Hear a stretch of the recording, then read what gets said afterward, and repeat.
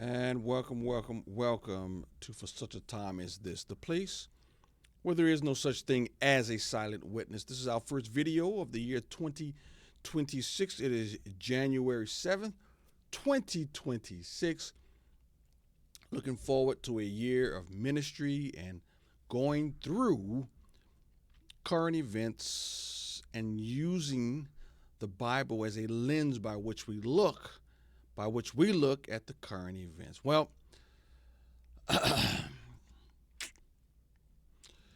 this one sort of caught me by surprise. Philip Yancey was a well-known author, and he spoke much at theological conferences and seminaries and churches. Very prolific in his writings, but just recently, within the last few days, in the last day or two, this is January 7th, I think it broke no later than yesterday, that Philip Yancey confessed to an 8-year extramarital affair. 8 years. So let's put this into context. Look, we can all fall. Every last one of us can fall. Every last one of us has the ability to fall. But falling is one thing.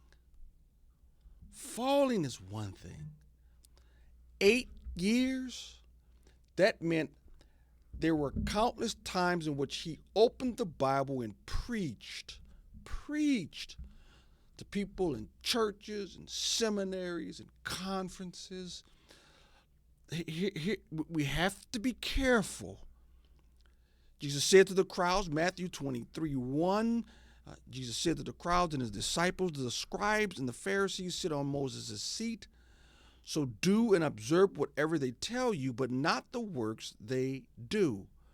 For they preach, but do not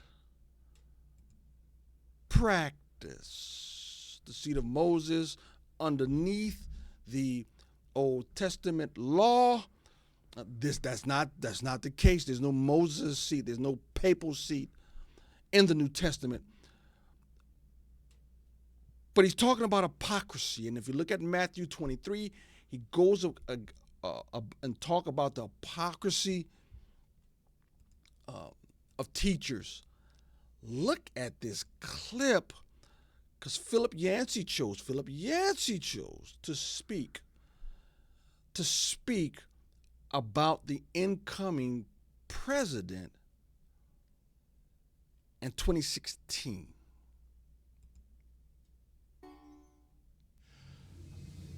Well, I will show my own bias. I am staggered that so many conservative or evangelical Christians would see a man who is a bully, who made his money by casinos, who has had several wives and several affairs, that they would somehow paint him as a hero, as someone that we could stand behind.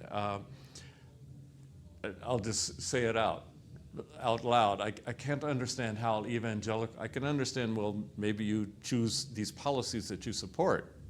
Okay, I understand that. But to choose a person who stands against everything that Christianity believes as the hero, the representative, one that we get behind enthusiastically, is not something I understand at all.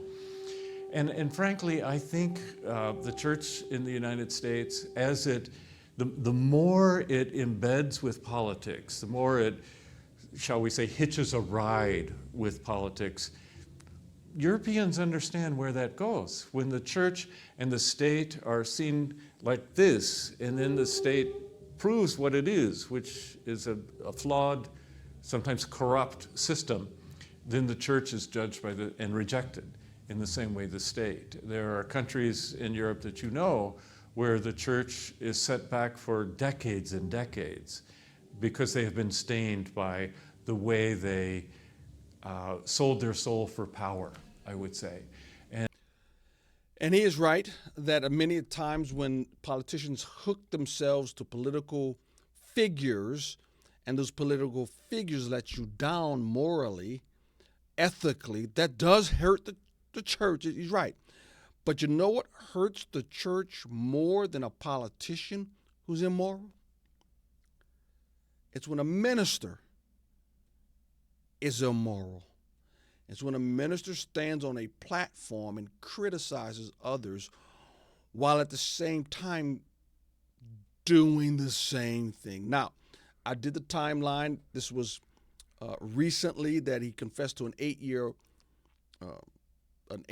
affair. That puts it at 2025. If you go 8 years back, that puts it roughly around 2017. That video was shot somewhere around 2016. So it's really close. It's very possible.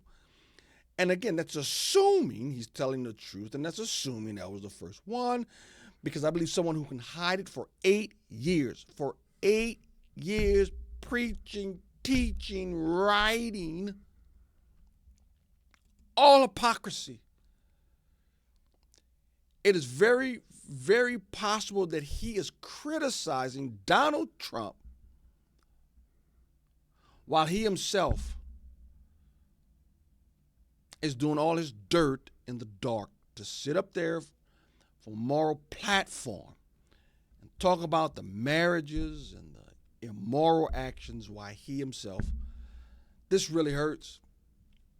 Not just Philip Yancey, but how many more Christian leaders are going to be caught just out and out hypocrisy. Boy, so what does that tell you, Christian? Make one man and one man only your rock and your God, and that's Jesus. Read, study, don't follow Philip Yancey 100%, don't follow me 100%, don't follow your pastor 100%, you follow Jesus 100%. He's the only one that won't let you down. But man, how many more Christian leaders are going to be revealed as hypocrites? Woo. Let's go 2026.